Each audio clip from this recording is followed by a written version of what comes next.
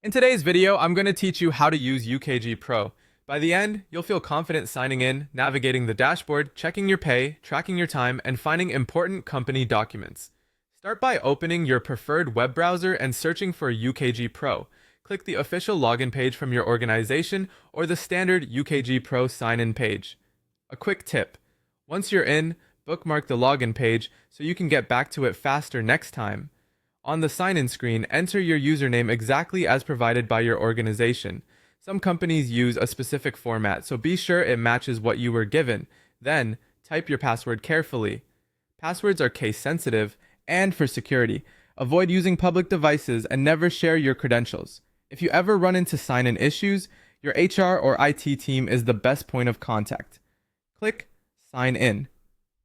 Depending on your company's setup, you may be prompted for multi-factor authentication or to acknowledge a policy. Follow any on-screen prompts and you'll land on your UKG Pro dashboard. Your dashboard is the home base where you can quickly see key information.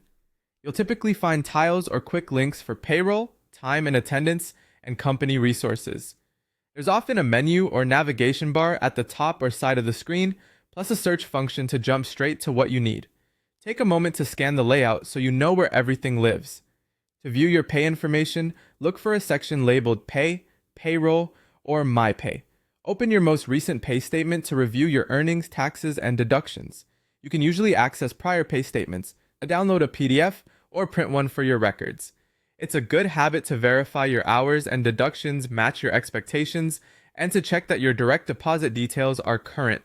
To track your time and attendance, navigate to Time, Time Clock, or My Time, depending on your company's configuration.